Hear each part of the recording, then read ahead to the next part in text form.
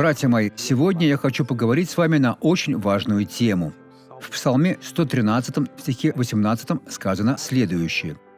«Дом Ааронов, уповай на Господа». Что такое дом Ааронов? Аарон был братом Моисея и священнослужителем. Его дом был домом священника. Зачастую, несмотря на то, что это так, сыновья, дочери, зятья, невестки, внуки, внучки, порой даже жена не уповают на Господа. Человек ходит в церковь, молится, но все равнодушно. В нем нет жизни, нет действительного единения с Богом. А дом Ааронов должен уповать на Господа. А в завершении сказано следующее. «Он наша помощь и щит».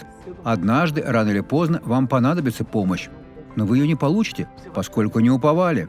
Вам понадобится защита, но Бог вас не защитит, поскольку вы не уповали. Я не знаю, кто вы, но уповайте на Господа. Он ваша помощь и ваш щит. Посмотрим это свидетельство. Со мной произошло следующее. В 93-м у меня обнаружили диабет 2 типа. На 1,5 года я ослепла. У меня была цель. Я была курильщицей и хотела бросить. Но мне это никак не удавалось. Затем я заразилась вирусом. Неделю я не могла ходить. При этом возникли осложнения с кишечником. Но 2 месяца назад я поставила перед телевизором стакан воды и полностью исцелилась. А также я избавилась от зависимости от сигарет. От сигарет? А глаз, который не видел? Мне сделали пересадку роговицы, образовалась катаракта. Но благодаря Господу Богу все прошло.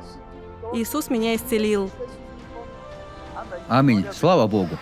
Теперь я хочу помолиться с вами. Отец, я начинаю молитву за того человека, который молится со мной, который очень нуждается в Твоей помощи.